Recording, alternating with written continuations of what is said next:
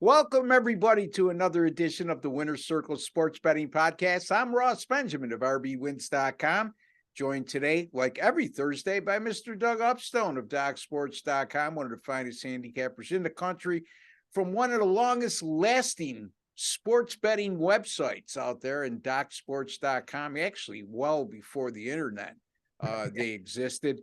And, 51 or 52 years, Doug? 52 years coming up, yep. 52 years coming up. Longevity, like I said a million times on this show, and I'll continue to say over the course of time, longevity speaks volumes in this industry. You don't last unless you're successful. Doug, how was everything through the course of the week since the last time we spoke to you? Well, it's been a crazy week if you look at pretty much stuff beyond baseball, so that's been wild. But myself, it's been a bit of a roller coaster. 4-1 yesterday. Had a couple of tough days, but still the last 8, 23 and 15. So I'll take that, little over 60%. So that's been good. And but yeah, I know we're here to talk baseball, but it's amazing to me that in hockey, and this happens every year, but it seems to be happening even more so right now, especially in the first round, how teams don't finish series when they have it. So in other words, 3-1 and you're home and you don't get the job done. Blows me away, And Are you referring to the NBA specifically? No, I'm referring to the NHL more specifically. Oh, okay. But then the NBA, it happened with Boston, the other day. So that type of dynamic that's out there, and not that this didn't happen in the past, and maybe just because we're more cognizant of it now, I don't know, but boy, I think it has a lot to do with the mentality of the player and the coaching today more so than from years past. Okay. Yeah. Again, not saying it didn't happen in the past, because it did, but it for some reason it seems to be much more prevalent today than what it used to be. Well, here's the thing for you. Game 6 away favorites coming off a loss in Game 5 at home in the first round specifically. Yep. 13-1 straight up in ATS since 2007. So that applies to something that goes on tonight, I think. But so just throwing that out there, Doug, because Boston did blow that opportunity at 3-1 at home. Yes, yeah, no question about it. And the thing about that though is that if from the seats that we sit in, okay, and I'm just throwing this out as a analogy of sorts, is that, so for example, and I'll use you as the example here. So you give out a 10-star play. Okay, I'm not saying you'd give a 10-star play on Boston yesterday, but just say something similar to that. So you give it a 10-star play, all right? And you're at a site, for example, that counts units not just by one, by multiple units, all right? So you do that, and so you give out a play, and then it loses. And even with the knowledge that you have, okay, if it gives up multiple units, you can't give out a play big enough to compensate for what you just lost for your customers. And that's the part that, from my perspective, and I would presume yours as well, that's crazy and maddening, because it's like you had your opportunity to do it, okay, and either you were unprepared, you were not ready to go, whatever it happens to be. And Ross, I am done with this, by the way. I'm done with the cliche of the last game of the series is always the hardest to win. Okay. It's like, why? Okay. If you've won 3, you can win 4. Yes, there's a little more pressure on you to want to get it done, but if you come to play, you played sports. A lot of people watching this video played sports. If you have an opportunity to stomp somebody, okay, you get it done. You go out there and you do it. Maybe things don't go your way and you lose, but boy, you come to play. And whether it be the Celtics the other day, Bruins, particularly in the first period yesterday, lackadaisical, that type of stuff. So anyways, I don't know if that's a rant or not, but it's just, that's one thing that bothers me about, today's sports. Get the job done. Okay. Just go get it done. Yeah. Boston, perfect example yesterday, the Bruins 3-1 series lead, and they lose a game in overtime. So Florida's still alive. I still think Boston's going to wrap this thing up in the next game. But by any, again, you got to give Florida credit. Down 3-1 on the road, coming off back-to-back home losses, deflating. And they go on the road against the best team in the NHL by far. And they come up with a road win in overtime. They were outshot in that game, right? Territorially, Boston out. Yeah, I mean, no comparison. The goalie did a nice job, keep him in the game. Yeah. So, yeah, we talked about that goaltender from Florida.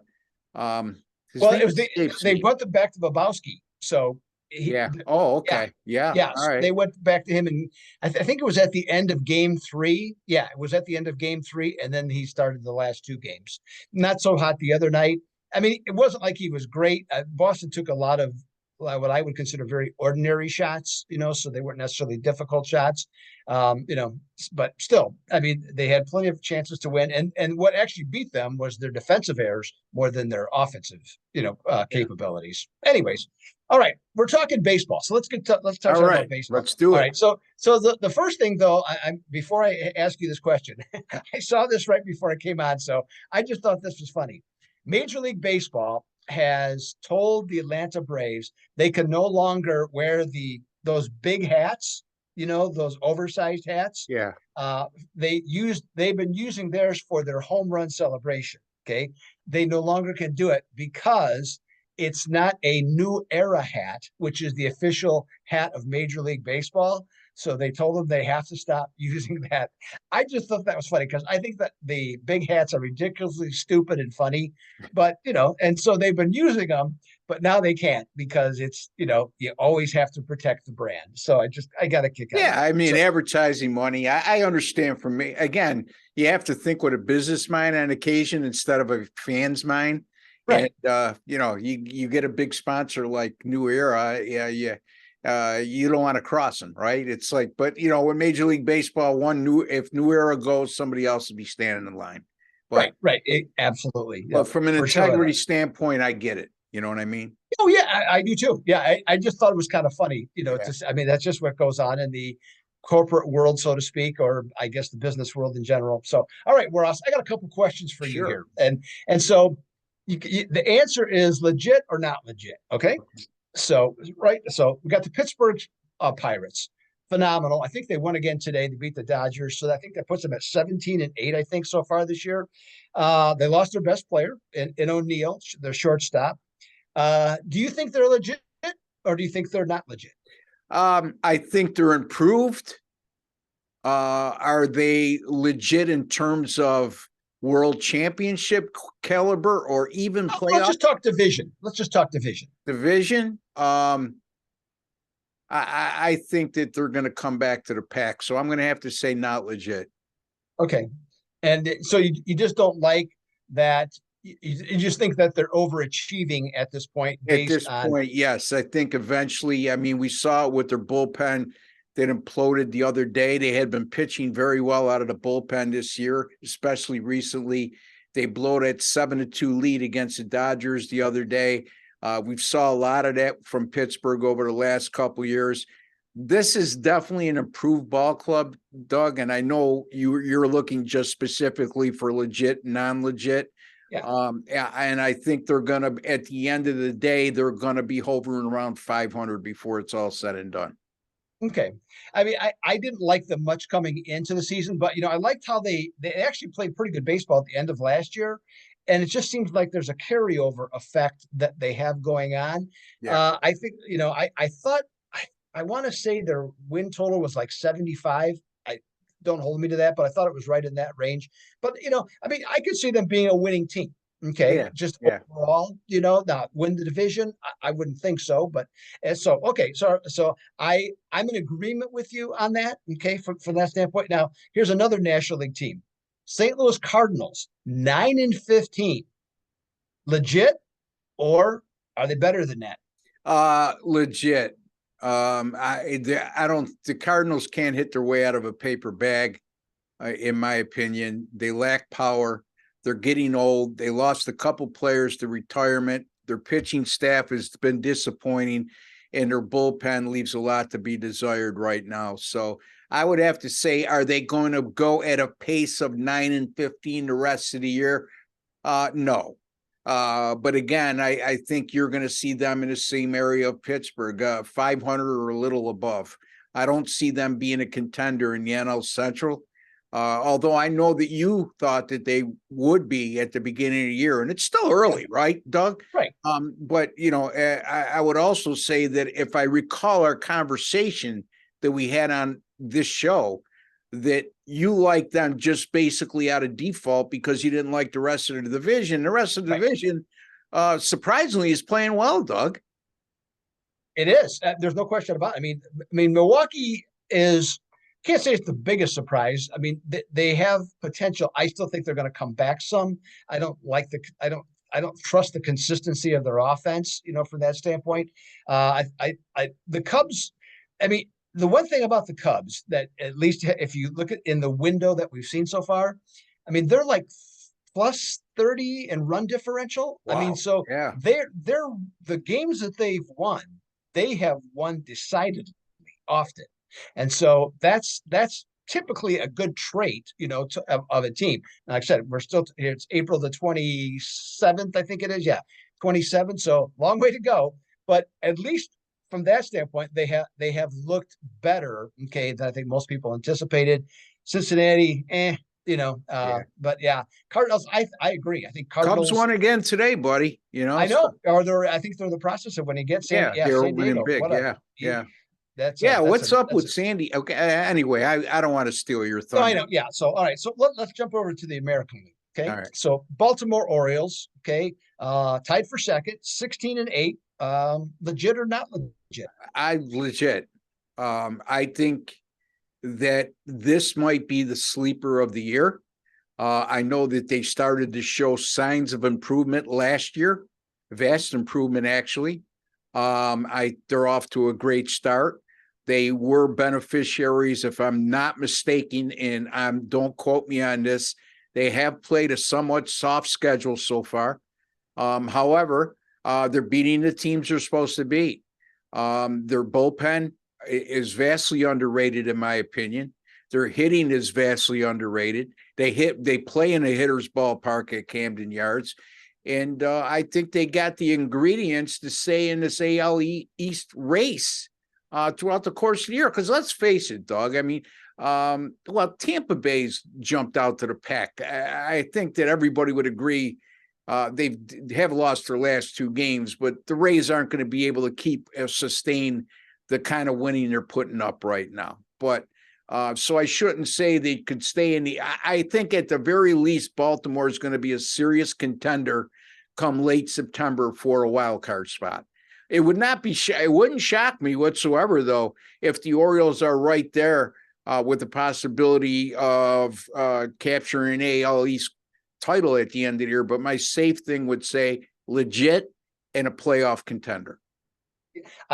Once again, I'm going to agree with you. I mean, their offense to be, we saw it come on last year, and they have, so many good young players that, if the farm system finally yielding something that's useful, there seems to be more of a desire by ownership to win. Okay. Yep. Also, that's the big plus. Their bullpen is third in runs allowed. Okay, so that's super so far this year. The concern for me, and if they're gonna make a step forward or take a step forward, I think they're gonna go out and have to get another starting pitcher. I agree. I don't think the starting pitching is that great. It's okay, but they need a somebody else's number two. Okay, or a guy that maybe get a guy like a Luis Castillo, who higher level, maybe hasn't performed. He goes to the right team and all of a sudden his game goes up. Okay. Yeah. So that's kind of how I'm looking at them, but yeah, I like them as well. All right. Then the other team, and this one's a little trickier, is Texas. So at the start of the week, as you know, Ross, Texas was 14-7. Yeah. They went to Cincinnati. They lost 3 games. And the bullpen blew each game. Okay. Yeah. And their bullpen, I believe, was 4th going into the week in runs allowed until they gave up 11 runs. I believe it was from the 8th inning out total in those 3 games. So here they are, 14-10 now. They're going to play the Yankees for 4 games at home. Okay. So do you think Texas was legit or not legit? Boy, the jury's still out for me. Yeah, it's early, and to say the jury's still out is you could apply that to every team, right, Doug? But I would say just because of how they're hitting right now, that can overcompensate for a lot of pitching flaws or defensive flaws. Are they going to be able to hit like that the rest of the year? I would say they're going to be a good offensive. They'll be in the top 5 in the American League in terms of offensive production at the end of the year. They're not going to be able to keep up the pace they are right now offensively. The bullpen, look, a lot of bullpens have, for lack of a better phrase, pooped the bed in Cincinnati, even though the Reds perennially not a very good team, but that's a hitter's ballpark. And so I would say legit, Doug. I would say legit. Again, I would put them in the category with Baltimore, maybe just a shade behind Baltimore in terms of being a playoff contender. I don't know if they're going to be able to capture the AL West. I think Houston still will prevail there, but legitimate in terms of a playoff contender. And once again, I'm going to agree with you on that. The one thing I actually like the Texas a little better than Baltimore, and just for this reason, I think their starting staff is from 1 to 5 is as good as any team in the American League. Is there individual pitchers that are better, maybe at 2, 3, and 4 on certain teams? Yes. Okay, for sure on that. But just as a collective group, I like that. So if the bullpen, maybe the bullpen wasn't as good as they started out to be, but they certainly aren't as bad as what they just were this week in Cincinnati. No, that's fair. So, yeah, and I think the offense is good. So I like that. So, okay, well, I thought it was a good discussion. Just overall, absolutely. Try and provide some insight as to what you and I are thinking about what's going on in baseball. Okay, just in a general sense. So Ross, you know what? I'm ready to move ahead with some free plays. Yeah, we do have. You'd like to go with?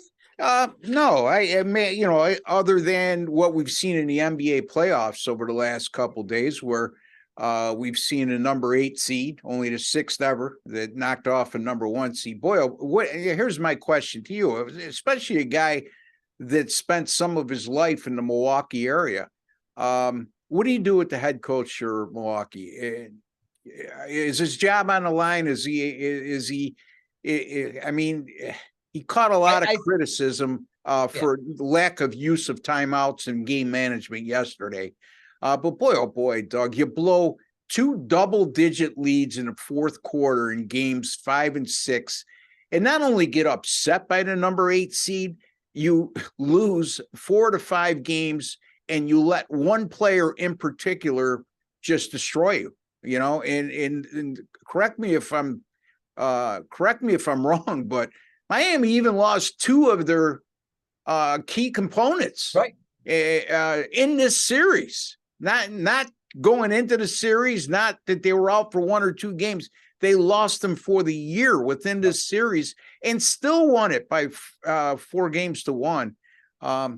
What's your thoughts there? Okay, as far as Budenholzer, I could go either way. Okay, I would think if you still think you can win a championship, okay, with this group or basically with this group, then I would say probably keep him. But you have to understand his shortcomings. I think we talked the other day. He's not an elite coach. He's a top 10 coach, but I don't know, like his team, or I think maybe the energy that he gave off. I've never seen a team in the last 2 games in particular, a team that won a championship just 2 years ago, that was literally frightened at the end of games. Yeah. The shot selection was pathetic. The amount of bad shots that were taken, lack of players. Players, Antetokounmpo, he's done this before, but 10 for 23 from the free throw line. And so on that jump ball, after they took away the foul call, he tips it as opposed to grabbing it because he doesn't want to get fouled. Now, from a basketball standpoint, I get why he would do that, but you're supposed to be the best player in the NBA, and you don't want to get fouled to help your team win their most critical game of the season. I thought the one word I really dislike using is the word choke, but the fact of the matter is that's exactly what they did. And in terms of Buttonholzer, he I've seen him play enough. He does do that where he doesn't call timeouts. He just wants them to play. He trusts his players to do that. That's all fine and good, but there's certain situations that just demands that. And the thing that I was most disappointed in them in terms of their defense, they tinkered with their defense. Okay, they didn't really make changes, and that to me that's what cost them ultimately the series. And Miami with Jimmy Butler, they smelled fear in Game 4, and they knew if they could hang around in Game 5, they could get the same thing done, and that's exactly what happened. And the Bucks feared winning in those situations. Yeah, and it's a shocker because you're talking about a team 2 years ago when they won the NBA world title. They were just locked down defensively in the playoffs. Yes. They were an average, if at best, defensive team through the course of the year, but somehow they turned the screws up during the playoffs, and consistently through those 4 series, that was a major component in them capturing the title. I thought for sure that they would lock down defensively yesterday at home in a do or die situation, an elimination game. And it was, the same old. It was Matador defense. And I don't care how good you were during the regular season, if you don't have the ability to shut teams down for prolonged periods of time through a course of a game in postseason action, you're not going to have sustained success. And you're going to have a hard time advancing against lower seeds or higher seeds, no matter who you're playing. So, again, Boston's loss to Atlanta to keep the Hawks alive was shocking to me because I really thought, the Celtics, they do play defense. But for whatever reason, Atlanta has if one team is giving them trouble in terms of their play on a defensive end, it's been Atlanta over the last couple of years. The Hawks seem to drag the Celtics into their style of play, which is they want to go up and down and play that high-scoring basketball. But I do think that tonight, because we are recording on Thursday, and I'm giving my play away, and I don't care. I do think that the Boston Celtics will come up big tonight. I really do. And again, folks, when you have a round 1 away favorite coming off a home favorite straight up loss actually just lost Game 5 of a playoff series in round 1, and they're up 3-2 in the series. They are 13-1 straight up in ATS since 2007 in that situation. So again, to me, the NBA playoffs have been very entertaining. And I agree with you, Doug. I think we need more Sacramento and Golden State kind of action. You know what I mean? It's been so enjoyable to watch. For sure on that. High scoring games, elite talent offensively and going for it. You know what I mean? Like you said with Milwaukee, they didn't go for it. They played not to lose instead of to win. Anyway. All right, Doug, let's get to our Major League Baseball free picks, my friend. All right, so I'm going to lead off things here, an intentional play on words, and got the Cleveland. The Guardians are going to be at Fenway Park for a 3-game series, and Cleveland, they're being held back. They're 12-13. They're being held back by an anemic offense, scoring just 3.8 runs per game, and in their last 7, it's down to 2.8. Now Boston comes in 13-13. They're in last place in the AL East, but of course that's a loaded division. Here's the surprise to me. They lost Xander Bogaerts and J.D. Martinez from last year's team, yet right now they're ranked 4th in runs scored at 5.6 points per game, and the lineup is balanced. And among the reasons that at least this team, this longer story I'm not going to get into, but they're only 23rd in strikeouts. Okay, so they're hitting the ball, getting the ball in play. Pitching matchup: Shane Bieber against Nick Pivetta for Boston. Bieber, fine, ERA 3.23. He has a low WHIP, but they've only won. He and his team has only won 1 of his 5 starts. Why? Because they've only scored 13 runs in those 5 games. Bieber's 2-2 against Boston, 5.14 ERA. Deceiving. He had one bad outing. He's had 3 other quality outings. Now, Nick Pivetta, the quintessential 5th starter. Okay. This guy, you never know what you're going to get. So he can either give you 5 innings or 6 innings where he gives up 2, maybe 3 runs. He can also be out by the 4th inning, having given up 6. So I'm looking at this line, Ross. I'm seeing Cleveland minus 125 to minus 130. Sounds right as a road favorite. Here's what confuses me, though. The total's at 9. So if it was 8 or 8.5, and then Cleveland's favored, I'm thinking that's the game, because that's their game. Low scoring, great bullpen, take care of business, got their ace going in Bieber. But it's because it's at 9, I'm just not sure about the Guardians' offense, even against Pivetta. And I also like the fact that when Boston is at home at Fenway Park, when the line's 9, or the total's 9 or 9.5, they're 36-18. Ross, I'm going with the outright upset on this one and to take the underdog with Boston. So that should be about 115, if I'm not mistaken, on that one. So let's take Boston at plus 115. Yeah, I got actually consensus line over at Wager Talk, Cleveland's minus 130. So you may be able to get Boston around plus 120, but plus 115, plus 120. Doug likes the money line underdog here. The only thing I'm looking at here, both teams will be coming off an off day. We are recording on Thursday the 27th. The game is on Friday the 28th. But heading into that game, Cleveland is coming off a win in their last game, and they're 0-3 in their last 3 after a win. And Boston's coming off a loss in their last game, and they're 5-0 in their last 5 coming off a loss. So that goes hand in hand with Doug's pick. I agree with him.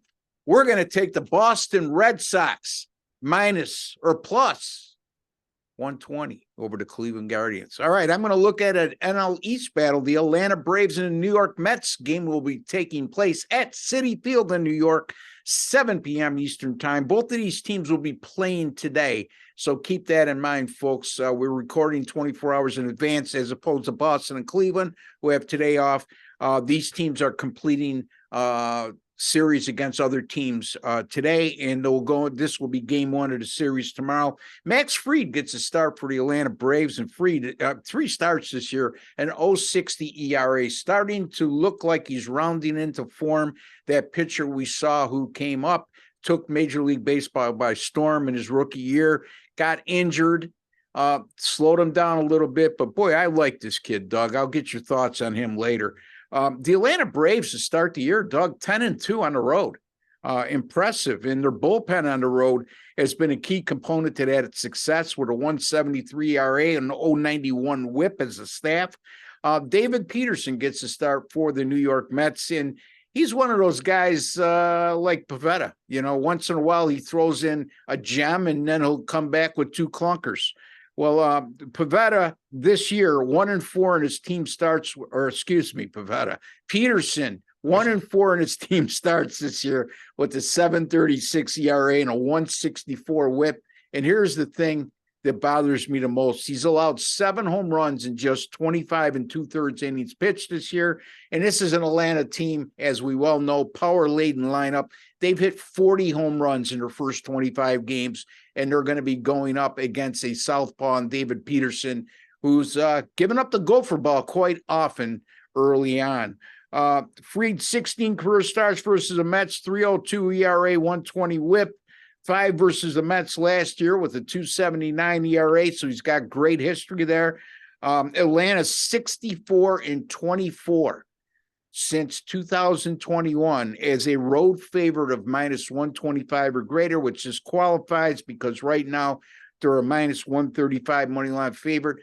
I'm going to keep it simple here and take the Atlanta Braves as a $1.35 road favorite over the New York Mets, quite simply because they're better hitting wise right now. And I like the starting pitching matchup. I think it's a cheap price to lay when you're talking about Max Fried against David Peterson. And you're talking about how well the Atlanta Braves are doing on the road thus far at 10-2. So Atlanta minus 135 for me, Doug. I'm with you all the way. Anytime I see Max Fried pitching, I'm always interested in backing him. If I get even a reasonable number, and this is certainly a reasonable number. Mets have not been hitting of late. I don't know what they're going to do tonight against Washington, but still, they haven't been hitting. I don't think they're going to get healthy against Max Fried on Friday night, Ross. No, they've struggled in the last couple games against Washington pitching. So we'll see. Stranger things have happened. As we speak right now, the Mets have lost 4 in a row and the Braves have won 3 in a row. So I'm going to take the Atlanta Braves minus 135 over to New York Mets on Friday, the 28th of April. And Doug Upstone is going to take the Boston Red Sox plus 120 over to Cleveland Guardians on Friday, the 28th as well. See if we can keep our winning rolling, Doug.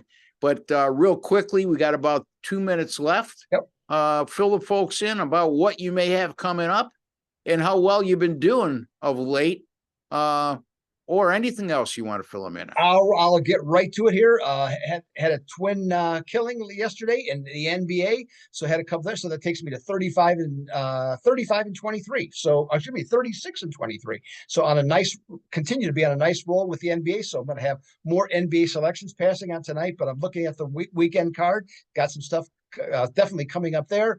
Had a 2-0 Major League Baseball on Wednesday. Looking to make it 2 more tonight, as a matter of fact. So get that. So try and get the momentum going in Major League Baseball on a consistent basis. And hockey, even with overtime losses, Ross, I'm 13-6 most recently in the NHL. So I'm looking to continue to clean up there and just stay away from overtime. I figure if we keep doing these shows for about 3 years, at some point you're going to go, it's turned around for me, Ross.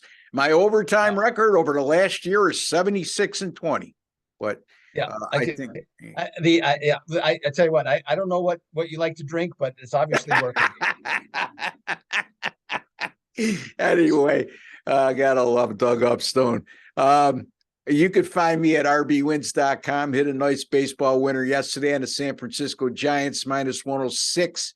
3-0 with my last 3 Major League Baseball selections, which I've only given out 3 since Saturday. I've hit them all, 2 underdogs, and then San Francisco at minus 106. So the ROI, or return on investment, on my Major League Baseball picks over the last week, done very well. And NBA playoffs, cooled off a little bit, going 0-3 on sides yesterday, 1 with a total. Not a good day in the NBA playoffs, but if you've been following me, I've done very well in the NBA playoffs up until this point, and I'm going to turn it around starting tonight because the Boston Celtics are going to blow out the Atlanta Hawks on the road tonight and get me back on track. So rbwins.com. And folks, don't forget our YouTube channel here. If you have not subscribed yet, take a second to do so. No strings attached, no hidden agenda, no subscription plans. You just privy to some of the best handicappers in the world. Not only us two, but also Sean Higgs of PicksandParlays.net and Jesse Shule of JesseShule.com. Don't forget to give us a like, and thank you for all of you who have subscribed out there. Without you, this channel would not survive, and we're going strong. And it's thanks to you, folks. We really appreciate you out there. Don't forget, if you have some comments, keep it respectful. And if it's worthy of me responding to you, if not, if I think it's a good comment, I'll hit a like. So will Doug. So feel free there, folks, too. Until the next time, for Doug Upstone and Ross Benjamin, I'd like to wish each and every one of you all the very best. Take care and God bless, folks.